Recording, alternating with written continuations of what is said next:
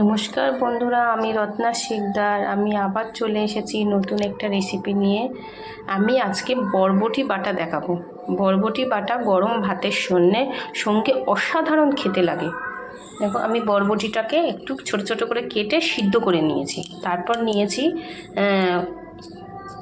কয়েকটি শুকনো লঙ্কা, 1 চামচ কালো জিরে, আর 2টো কাঁচা লঙ্কা, আর একটা রসুন আর একটা পেঁয়াজ কুচিয়ে নিয়েছি। এবার আমি কড়াইটা উনুনের মধ্যে বসিয়ে দিয়েছি, ওভেনের মধ্যে। এবার আমি তেল দেব।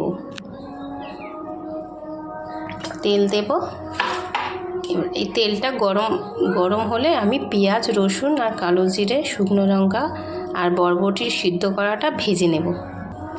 আমি কড়াটায় তেল দিয়েছিলাম, তেলটা প্রায় গরম হয়ে গেছে। এবার আমি একটা চিংড়ি মাছ নিয়েছিলাম। একটাই চিংড়ি মাছটা দিলে বরবটি বাটাটায় খুব ভালো স্বাদ হবে। এর জন্য আমি একটা চিংড়ি মাছ নিয়েছি। এই দেখো, একটা চিংড়ি মাছটা আমি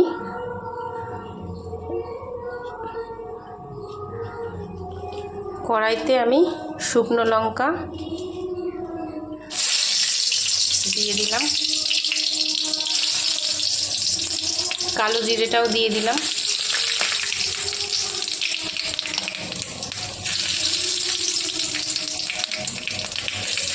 পেঁয়াজটা দিয়ে দিলাম,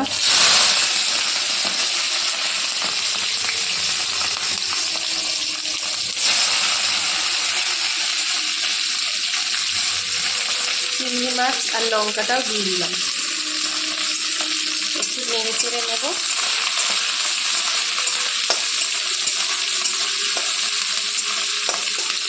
এবার বরবটি বাটাটাও দিয়ে দিলাম। এটাকে ভালো করে ভেজে নেব। এর মধ্যে দিয়ে দেবো 1 চামচ, ছোট 1 চামচ, 1/2 চামচ হলুদ,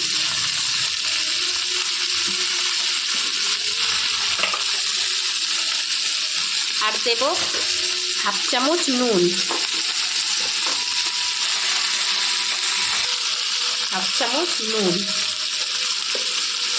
দিয়ে এটাকে ভালো করে ভেজে নেব।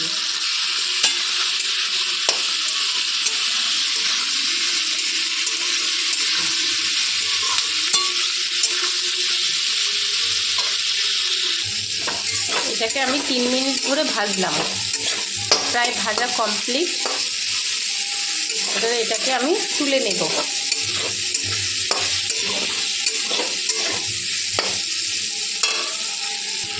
আমি এটাকে এবার তুলে নেব।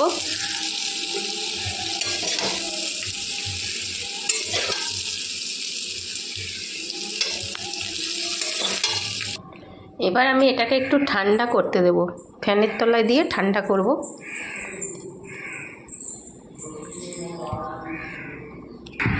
ঠান্ডা হয়ে গেছে। আমি এবার এটাকে মিক্সির বাটির মধ্যে নিয়ে এটা মিক্সড করব।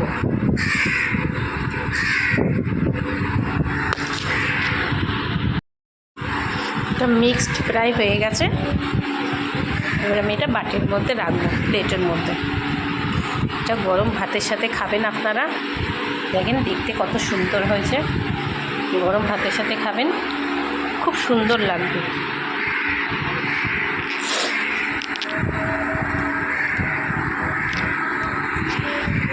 ফাইনালি বন্ধুরা, আমার রান্নাটা কমপ্লিট হয়ে গেছে। আপনারা সবাই বাড়িতে বরবটি বাটাটা বেটে খেয়ে দেখবেন, এইভাবে রান্না করে আমার মতন। তো আপনারা চাইলে, আমার যদি চ্যানেলটা ভালো লেগে থাকে, আমার রান্নাটার রেসিপি যদি ভালো লেগে থাকে, অবশ্যই সাবস্ক্রাইব করে দেবেন আর লাইক করে দেবেন, কমেন্ট করবেন। আপনাদের কমেন্টের আশায় আমি বসে থাকবো। Bye bye, tata.